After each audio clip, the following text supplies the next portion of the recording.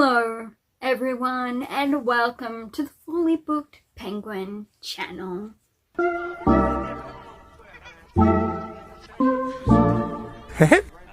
Hello everyone, welcome. I am your host, your channel owner, Hannah, and we are here today for a reading vlog. It is actually the 1st of December. Welcome to December 2024.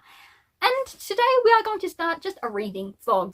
Okay, so my goal for the year is 75 instead of the 100, just because, well, I may have done not so good in the starting of the year.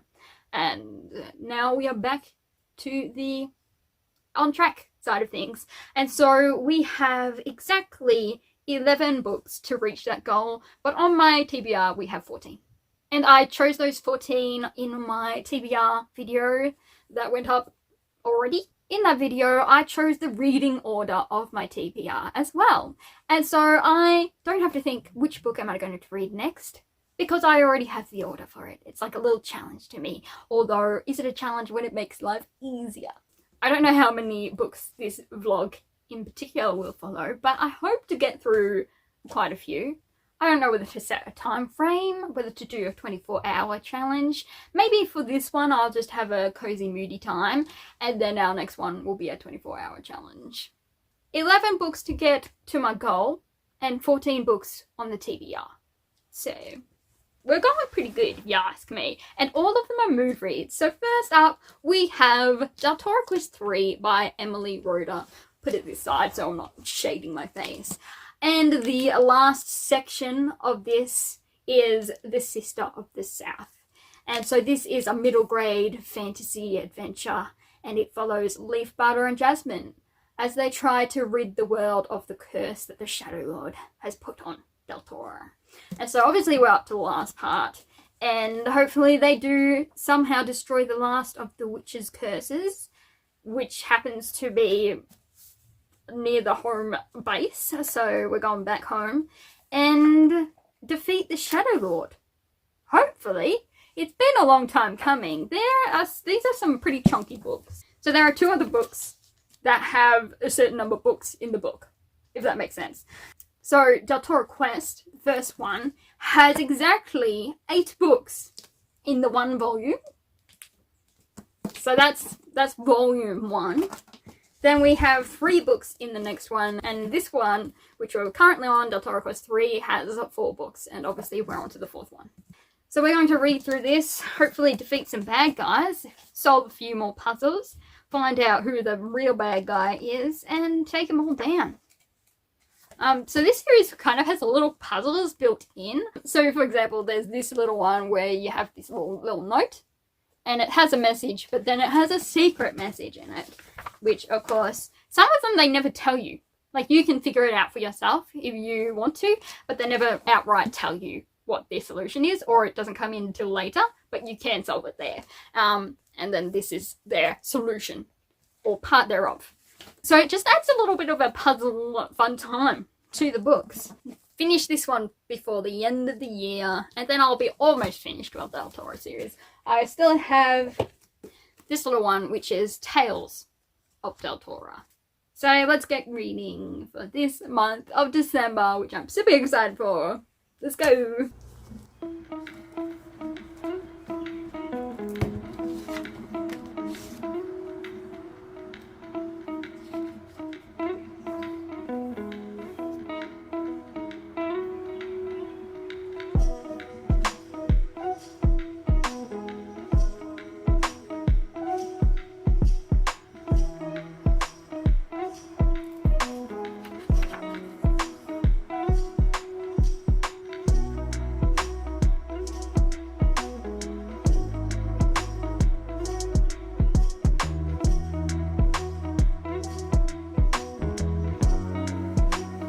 Okay, so I'm 6 chapters into Del Toro Quest 3, The Sister of the South, and I think I figured out one of the puzzles too early on. I'm still having fun, of course, because there's still the big question of where the Witch of the South is, but I think the bigger plot line I've already solved. Okay, so there are 20 chapters in it, and I've done 6. It's gonna be a good fun time, so anyway, I'm enjoying it, so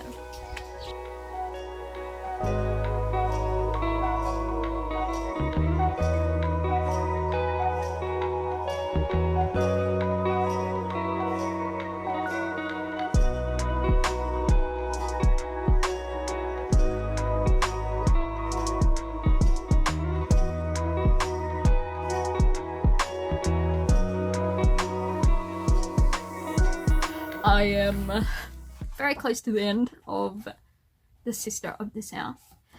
We have 3 more chapters to go. So, a lot has happened. Our hero has made many mistakes. It's been very twist and turny, and honestly, I don't know whether Emily was like, you know what middle graders need more of? Death.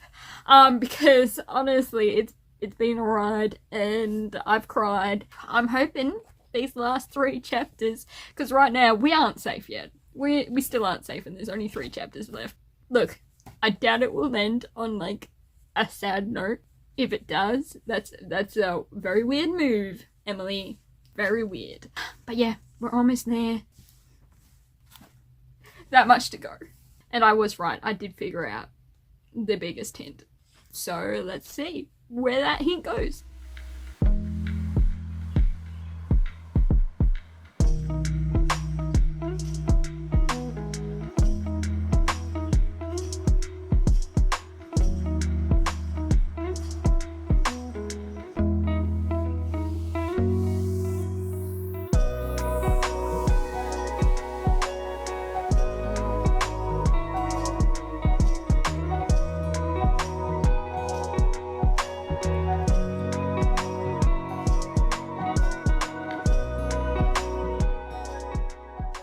Alright, so I just finished The Sister of the South, which is the last part of Del Toro Quest 3 by Emily Rodda. So we finished it off. It was very rushed at the end. There have been a lot of dark moments in these books, and I was ready for just some joy. But right at the end, Emily did still bring a downer on it, but you know, it's fine, I suppose. So that one's finished, and now we get to move on to the second book. Next up we have Yona of the Dawn, and this is volume 27. I'm intrigued to see what's in this one, because where we left off in the previous one, there was a bit of a confession happened, and now I want to see how Yona deals with that situation and see where they go from there. So I might take a little breaky break for right now, though. I have to go and make sure a video is exporting properly, and just have a break after finishing that chunky book. You can have a little sneak peek. How was that? It was good? It was intriguing? You laughed? You cried? Oh no, I don't need any more tears today. Or you could be lying. Oh, I guess I'll just have to find out, won't I?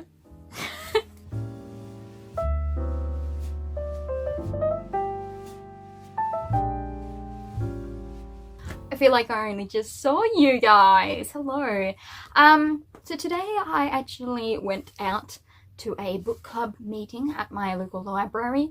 I mean, are they all of the older generation? Yes. But it was fun. We kind of just read different books, and then you come together and each person talks about the books they've been reading. So it's just been a cozy, fun time, and this was the first time going, so I didn't know what to expect, but I went with a friend and it was fun. I will have to take the physical book next time though, because they all held up their book when they spoke about it, so everyone knew what they were talking about. And I could only just tell them the title. And I went with 2 of the older ones I've read recently. But they're not meeting again till February. So I guess we have plenty of time to fill it with more books. And that's just what I did. When I got home, I immediately started reading our next book, Yona of the Dawn. So this is volume 27, and it was so quick. I flew through it. I had a fun time. It was like, started out, fun, goofy time. Then it had a middle bit of serious political battles and wars. And then right at the end it had a short story, which again was a goofy, funny time. But of course I sped through that one, so now we're on to our next book, which is book number 3, which is A Story Spun in Scarlet, which is the first book in the Tales of Wonder and Woe series by Renee Dugan. And I believe it's a fantasy. Here's the thing, even off the blurb, I don't quite know what it's about. I assume stories in this world have a certain power, but it says that all the stories have lost their endings. So this storyteller girl has no purpose in a world where you can't end your stories. And so she teams up with a guy called Shea, who is maybe the secret to, you know, fixing the whole story situation. That's what I'm assuming. The blurb, again, I was a little confused by it. But we're just going to jump in blindly and hope that the book explains itself. So it is a Kindle Unlimited book, and so I'll be reading it on my Chromebook. Now on StoryGraph, it says this book has 600 and something pages. What? Hopefully it's not 600 and something pages, because that will take forever. Book number 2 down. On to book number 3. We're having a fun, goofy time. With some less fun, goofy times in between, to be honest. But it's all fun. It's all reading.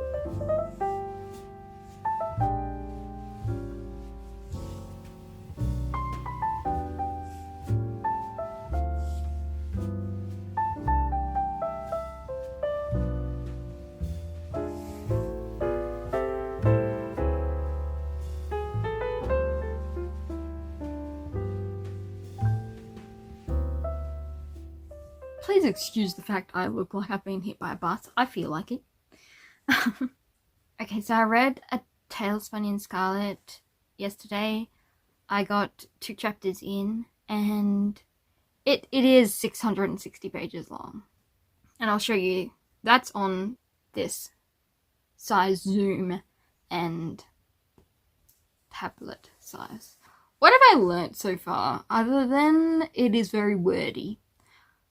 So it is a world where there are storytellers, but for some reason they can't finish their stories. And everyone blames them for the drought. And I'm like, how do stories make it not a drought? Like, unless it's like they can summon rain or summon different things, and without them summoning rain, it's literally a barren land. I don't understand the magic system. If it's all to do with these storytellers, and now that the storytellers can't finish their stories, everyone's pretty much stuffed. It just seems very weird. And I'm like, is that the same as, say I experienced something, and so I'm telling the other person, like, oh my goodness, the other day I went to Tom's house, and you know, we were there, and he started telling me he didn't know how to get eggs from the chicken coop, and I'm like, what? But then I realized the reason he can't do that is, and then, like, is it only fake stories? In which case, just tell real stories. So it's not really making sense to me, and I'm not sure how prevalent these story spinners are to the world. Because I'm like, do they really matter? Like, sure, it sucks that you can't make up fictional stories, but does that cross over to books as well? Anyway, so I'm going to find out. But it is 660 pages long. We're 28 pages in, 4%. And it's just very wordy. I'm going to give it a go. But I must say, it's tough going at the moment. I think it doesn't help that I'm just exhausted. Of course, I went out yesterday, so I'm getting all the nauseous, chest pain, headache, want to sleep all day feelings today. So it's not really conducive to reading, but I might try a chapter. Interesting. So, let's go. Also, the sentences are so long, they could be cut up into smaller sentences that didn't hurt my brain. But they are so long. Every sentence is about 38 words long. And that's probably one of the shortest sentences. Like, it doesn't need to be that long. You could break it up. Anyway, let's continue.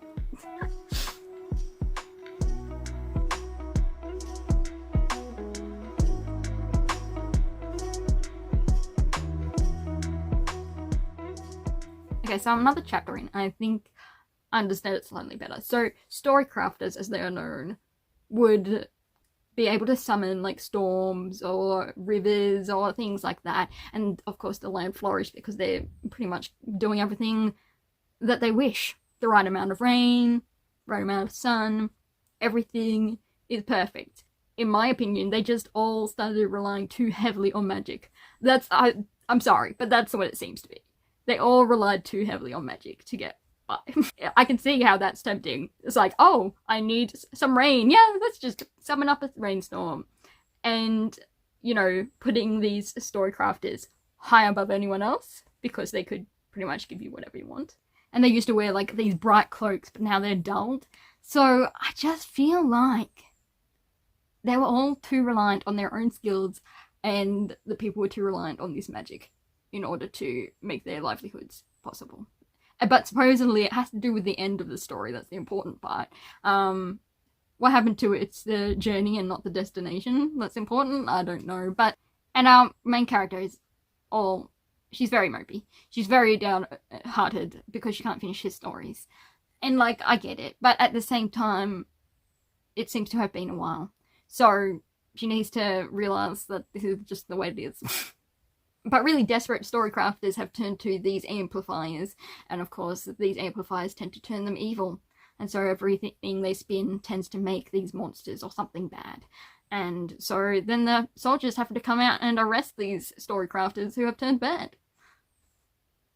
And so now she's like, she bristles at the sight of a soldier. And I'm like, what do you expect them to do? They're creating, like, bad things that are attacking people, by the sounds of it. But they're just desperate. That's like, thieves steal because they're desperate. Does that make it necessarily right? But at least our main character is on her way to somewhere so she can learn a craft. And the reason she has to go to Whoop Whoop to learn a craft is probably because everyone else along the way has been relying on story crafters for too long and has lost the art. They can't teach her because they don't know. Like, I get it, but stories are great. Like, I'm an author. I love to spin a story. But at the same time, stories that have power, literally, you can't be too reliant on it. Anyway, so I hope the soldiers continue on their quests and capture these bad things and stop them. And I hope that the people, rather than rely on these story crafters, I get it, a drought isn't fun, okay? But there are things you can do. It's tough. I've lived through droughts, but you can't just rely on magic to come along. So right now I have zero sympathy. Really, I'm telling them, you kind of deserve it. There's my tea.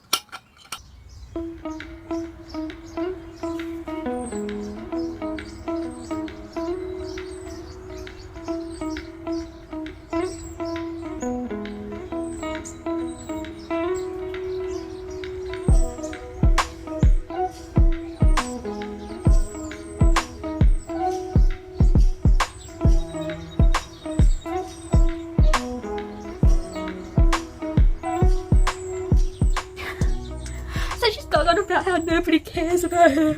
She's watching everyone pass by and none of them look at her. Nobody cares about her. I'm like, if I was walking down the street, I wouldn't care about anyone either. Nobody cares about anyone. Unless they're traveling with them, literally no one cares. Like, oh, girl, literally.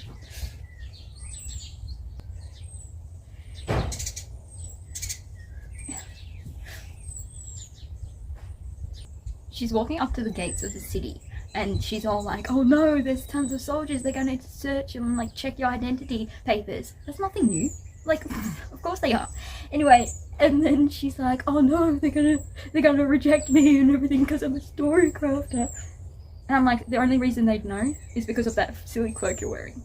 Otherwise, literally no one knows. And then, does she think to just take off the cloak? No. I was too used to it from the spine. Too used to being innocuous, unassuming, or simply passed by. I don't know, she's like, it doesn't make her stand out, but at the same time, people keep noticing the cloak and she keeps talking about the cloak, so it's not like she's just forgotten about it. She keeps talking about it, so it's not at the back of her mind in the recesses. It's forefront. And yet she's like, oh, I just sort of forgot about it, I just didn't realise. Obviously you did. Anyway, but she gets to the gate and the guy is just like everyone else. He's like a bit pitying. He asks her the simple questions of why she's there. She says work, and he's like, well, I don't think you'll find much work here. As a story crafter. And when she's like, I can do whatever work, he's like, oh yeah, you might do better than. And then off she goes. She enters quite easily. But of course there's this one there's this one guy, one soldier, who pulls her aside afterwards and he's like, "Yeah, I know what you are, you lying little story crafter." And of course, up to this point, we haven't really had any evidence of any of the soldiers being anything but soldiers doing their job. And then she's like, but she's always been nervous and like she's on edge and gritty whenever she sees them. And then she's like, "I always knew Mithrin soldiers were dangerous." This one guy, she's a hypocrite. The soldier is looking at her and like shoving her in a box with all the other story crafters.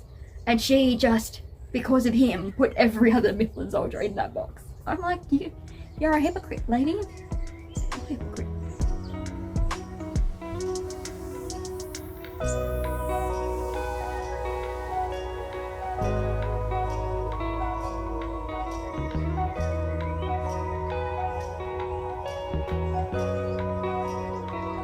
I'm gonna try and read to 10%, and if I'm still disliking it as much as I am now, I'm just gonna DNF it, because you can't put this much energy into reading when I really am not enjoying any of it.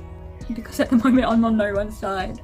I loathe the main character, and that's not a good place to be, loathing the main character. My favourite character so far has been the guardsman with the salt and pepper beard at the gates. Fave character, best character. He's a man. So I'm gonna read to 10% and I'll update you then.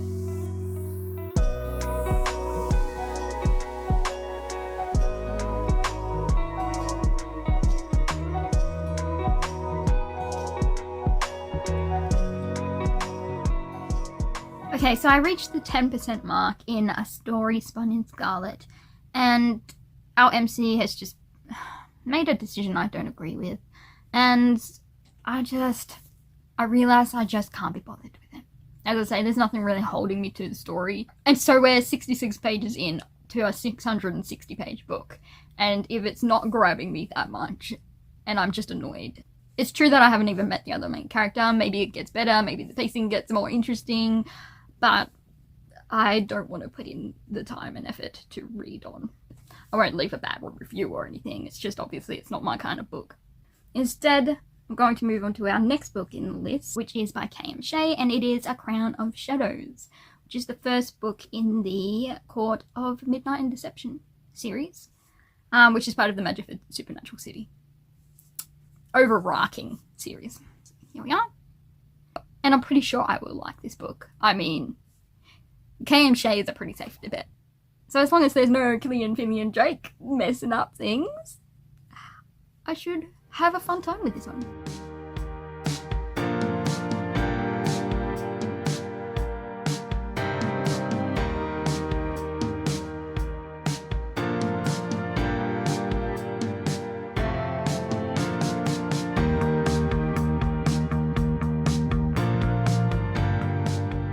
Okay, so I'm 11% into Crown of Shadows by K.M. Shea, and I am having such a goofy fun time. I'm having so much fun. So currently we are following Layla, who is a half fae. So her father was part of the Night Court, and then her mother was a human, but they separated when Layla was very young. And Layla doesn't especially like her fae side. She doesn't really want anything to do with fae. She wants to live her happy, best human life. Now, she does have a stepfather who is like her father, so she loves and adores him as her father figure, which is very cute. But she currently lives on a farm with her stepdad and mother, and because she's fae, she sort of has this affinity with animals. And one day these random nightmares, as they were called, she didn't know they were called nightmares, but like skeletal, sort of really run down, like oozy kind of horses from the fae world. Fae horses. And she's like, "Oh, what are you doing here?" But in the process, there happens to be a swarm of spiders, which she sprays with this bug spray and whacks with her shovel. But the fae horse helps her out against the mama spider. So we're just following her, but she is set on getting her human job, or regular human work, and that's her goal. She's left college, she's ready to face on the world as an independent adult. Now we also got a glimpse into a secondary point of view. Rigel is what I'm going to go for, because Rigel doesn't really sound right, so Rigel is our second point. So he's an assassin. He kills people when people pay him. And his latest hire is to try and kill the new monarch of the Night Court, which is chosen by the Nightmares following and choosing the next monarch. Supposedly if 3 or more choose a person, then they become the queen or king. And currently those 6 horses, not just 3, 6, are at Layla's farm. Anyway, but he's being hired to go. So that's where we started off, and I'm a few more chapters in. We have met up with the couple of the first trilogy, and they have been good fun. And so yeah, there's just some cute animal horses that aren't really cute, they're kind of ugly, but our girl is still loving of them, and he's like, let's fatten these horses up, let's get some meat on those bones, little horsies. And yeah, obviously there's going to be a plot about how somehow these horses have chosen her. So I love the writing, it's quick, it's witty. Some of the Night Court may have come to Layla and she leaned over to the horse and was like, that's it, they're part of a cult, aren't they? And I'm like, yes, these little bants or little witty comments, I love it so much. So 11% in, and I'm just gonna snuggle in for the afternoon after I grab some lunch and just have a fun little time with Layla and Rigel. See what Rigel's up to, sneaking that. Hello, we are outside. You can hear the chainsaw, birds, children yelling. It's because we're outside, and that happens in the outdoors. So I'm currently reading Crown of Shadows by K.M. Shea, and we are 44% through. The kids are excited. They're upset with the fate.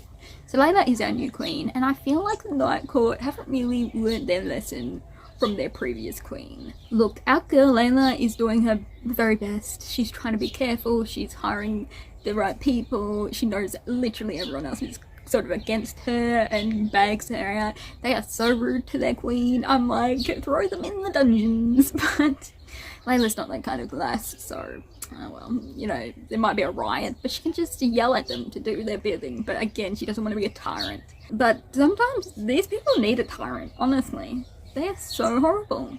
But you know, she does have her palo friendos by her side, but yes, people are definitely trying to kill her. We just met a love interest who the Paragon is really pushing for her to choose. And I think he's cute, but again, you know, we do have the dark, moody Rigel off to the side. So while there is literally no spark between them, I feel like maybe moody, broody Rigel is going to be more prevalent in the rest of the story.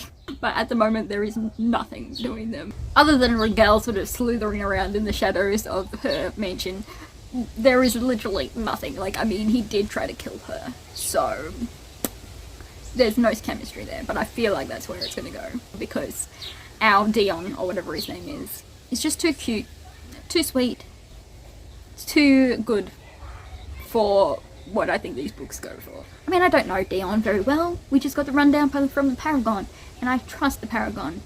So, personally, I mean, if Dion is still single at the end of this, I mean, just saying. Anyway, so I'm going to continue reading about Layla and how she tries to offend the Night Court, but also win them over, but not really win them over, just make them work with her. Because she doesn't really like Fae, and they don't really like half humans, so... Plus, someone's trying to kill her, so... That's not very nice. But we are going out for coffee with the Nightmares currently, so I'll let you know where we go with that.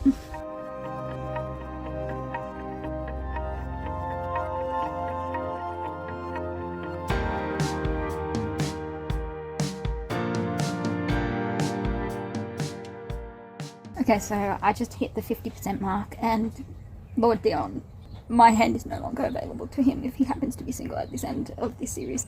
Yeah, he's not in the good books anymore. I don't know what Paragon saw in him, but it's a no from me. Yeah. Anyway, so Dion is off the books. Not for our girlie, not for me. So, Dion, why do you have to be like you are? I know he's a fae, but still. I had hope for him, even if it wasn't going to be Layla's man. I had hope for him, but after this, no. The grudge is set in. Worse than Killian Drake. So, I'm joining Olivia Reads a Latte. In her vlog, she has little reading sections, reading moments. So, I'm joining her. I think I've got like 7 minutes left of that section. And yeah, read more. We're in Rigel's point of view finally, after 50% of the book. So, I'm excited to see what he's thinking. I think he'll like that our girl has a bit of fighting power. Dion, not.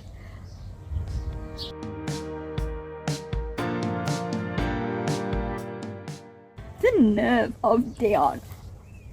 I mean, Rigel's not in much of a better boat, but I'll just have to teach her.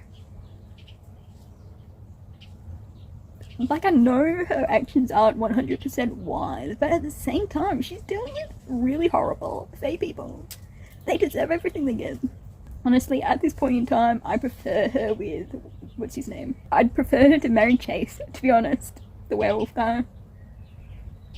I don't like any of these guys. Dion. The U-turn I've done on you. Wow, you horrible piece of work. I'm so telling the Paragon.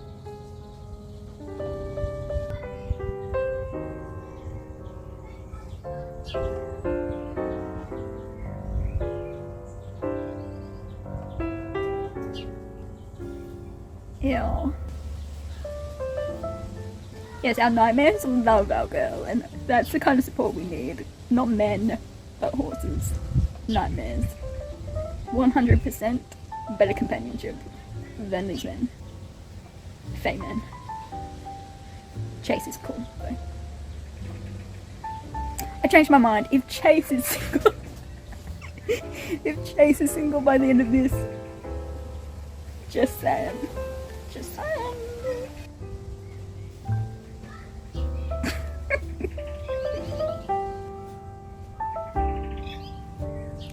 Okay, at least Rigel sees it as amusing, but at the same time. Oh, I forgot what colours I was using. No! I don't think it is. I know blue is for a cult. Mentions of the cult. Fae being a cult. Hilarious.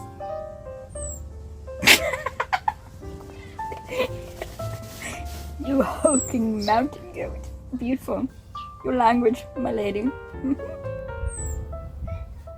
Dion, you're doing far too much. He said many would find your firearm-related capabilities admirable. That's a sneaky way of saying it without saying he finds it admirable, because he doesn't, and that would be a lie. And Faye can't lie. I hope our girl picked up on that, because... sneaky little toad. Dion is now a toad. Oh, Rigel, she's not gonna order people around. Although I would. I totally would. But she won't. It's okay. Not everyone. Just the annoying ones. I'd order the annoying ones around.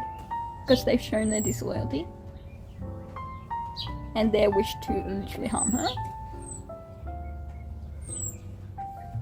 Come little puppets then. Oh, Rigel. You idiot. Nothing good. Has their way worked ever before? How successfully have they been going with people that aren't like Layla? Well, let me guess, it's in disrepair. Wait, maybe you need something different? What? Rigel. He's not exactly in my good books either. Okay, is he worse than killing and Finley Drake? Well, he hasn't tossed her off a building yet, but he has tried to kill her. Tossing off a building, killing her. Neither have apologized though, so they're in the same boat. Killian, Rigel, same boat. But Dion deserves the hits of hell.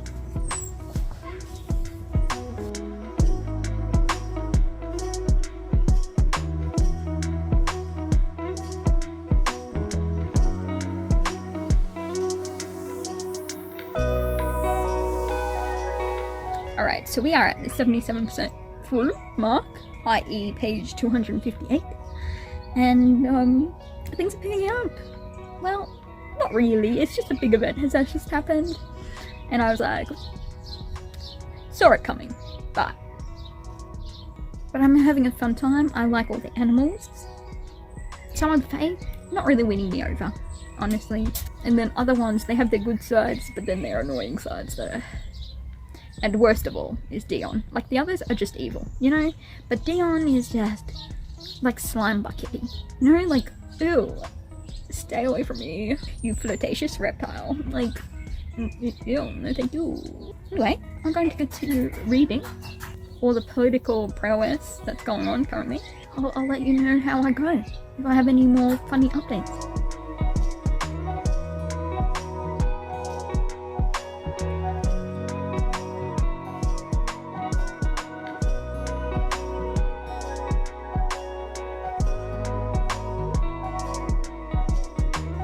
I'm onto the epilogue, which will either be really cute or it will lead us into another pandemonium, another lot of chaos, but it's gonna be fun, so you're gonna join me, hear my laughter.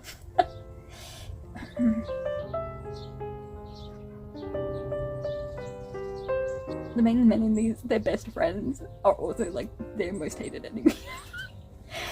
They hate their best friends, and their best friends are like really hyper, cheerful, over the top lads. And these are lads, the main men, I swear they put up with their best friends. I don't think they feel any best friend energy. It's more that they've been attached. They have a random bestie attached to them, and they're like, what do I even do with this horrible thing? But they're not evil, so they don't kill them, you know?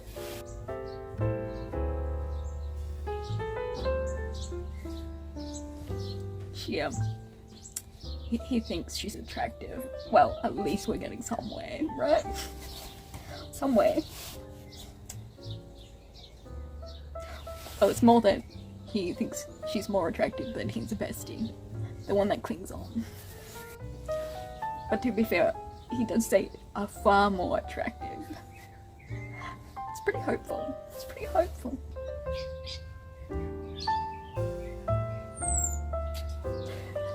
And now we have it. The end. Oh, there's a teaser for the next book. No, we don't read teasers in this household. Gosh, you can't do that here. Let's go inside, I suppose, and I'll tell you. I'll wrap up the video in a position that isn't me just lying here. But it's comfy, okay? It's comfy. You should try it. Maybe you already are. Alright, so we are wrapping up this reading vlog. And I've got to say, it was a very mixed bag this time through. So we read Del Toro Quest by Emily Rodda. It is the third one, and it was The Sister of the South. Which very low rating. It was a no from me. Yeah, it was very rushed for the ending of an entire series. So that's why I got a 2.5. Very mid book. And then we read Our Yona of the Dawn manga, volume 27. Always good fun. We had some funny moments in it, and then some serious moments, and then some funny moments. Nothing quite like it. Then the third was our DNF. It's just not for me. A Story Spun in Scarlet by Renee Dugan. Yeah, definitely not my kind of book. And so we DNF'd at 10%. And then, finally, Crown of Shadows by K.M. Shea. And that is the first book in the trilogy. K.M. Shea incorporates such fun, humour and banter into her books, and it makes me laugh so much. Her characters are between likeable and annoying, but that's mainly because I hold grudges forever. In real life, I tend to be somewhat forgiving, but in books, no. I hold book characters to a higher standards. I admit that may be my fault. But that, again, is part of the reasons between me liking or disliking characters. But it is such a good book. So fun. The little fake creatures were the best. And our main girl, Layla, so funny, so witty, so smart. She's just good fun. So yeah, it's a very mixed journey. We went from to, yeah, really good, to, oof, to, yeah, so much fun, so much joy. So I'm glad we ended on a good note. There are still tons of books I still want to read. There's still, how many books on my, 10 books on my TBR for December. So we're going to have a fun little reading time with the rest of the month too. Hopefully we just continue on the really 5-star route rather than the DNF and lower star route. I am Groot. But I hope you enjoyed this little reading vlog. Let me know whether you've read any of these books or have any comments about anything. But for now, this is me signing off for the Fully Booked Penguin channel. Peace!